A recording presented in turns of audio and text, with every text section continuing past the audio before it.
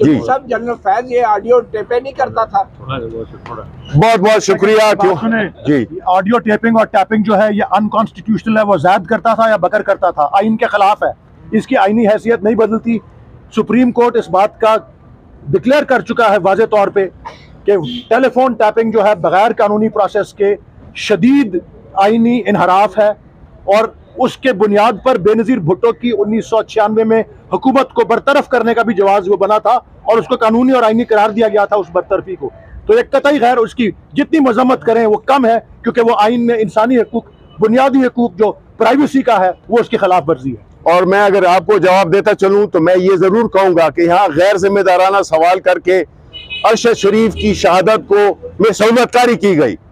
बहुत शुक्रिया साहब, क्लियर हो जाएगी। 18 मार्च को खान साहब आ रहे हैं। बिल्कुल आ रहे हैं, आ रहे हैं जी, आ रहे हैं।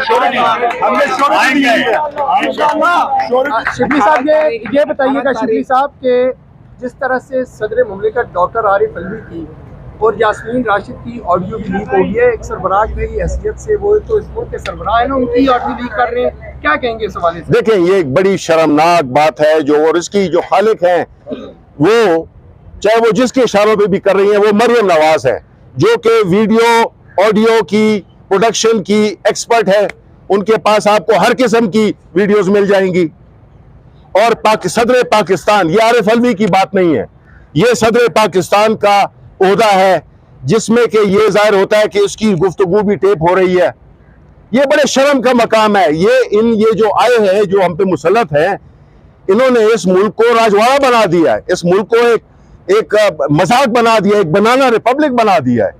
कि अगर हम उन विजुअल्स को देखें जो कि आप मीडिया ने कवर किए हैं, तो लगता था कि हम शायद कोई कश्मीर का कोई मंजरनामा देख रहे हैं। जिस तरह से पीटीआई के कारकुनों पर, खवातीन पर, बच्चों पर तशद्दुद किया गया, वो बहुत ही एक शर्मनाक नज़ारा था, जिसको कि पूरे पाकिस्तान ने बड़ी तशवीश के साथ देखा।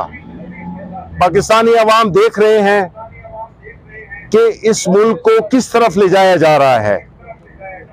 यहाँ पे पाकिस्तान की सबसे बड़ी सियासी जमात और उसका सबसे महबूब तरीन लीडर इमरान खान, उसके पीछे कैसे कानूनी एक जाली मुकदमे बनाए जा रहे हैं, झूठी एफआईआरें की जा रही हैं, और उनको हर तरह से हरासा करने की एक नाकाम कोशिश हो रही है। हमने देखा कि जिस तरह के खान साहब अपने ऊपर किए गए कातलाना हमले से पहले हर अदालत का, हर कोर्ट का, चाहे वो लोअर कोर्ट्स हो, एफआईए की कोर्ट्स हो, हाई कोर्ट हो, हर जगह वो जाते रहे हैं, क्योंकि वो बिलीव करते हैं, हमारी पार्टी बिलीव करती है कि अगर पाकिस्तान में तरक्की और खुशहाली का कोई रास्ता है तो वो है कानून और आइन की हुक्मरानी। इसके बगैर हमारा कोई मुस्तकबिल नहीं है। तो हम क्यों नहीं अदालतों का एहतराम करेंगे, हम क्यों नहीं अदालतों में पेश होंगे। हमने सिर्फ जब खान साहब पे कातलाना हमला हुआ, वो जख्मी हुए, उसकी बुनियाद पर पहले वो इस काबिल नहीं थे कि वो अदालतें जा सकते, और उसके बाद जो सिक्योरिटी की हमारे खदशात थे, क्योंकि खान साहब ने अपने कातलाना हमले से पहले भी कह दिया था, 1 महीना पहले, कि ये प्लान हो रहा है, ये साजिश हो रही है कि उनको किस तरह से एलिमिनेट किया जाए।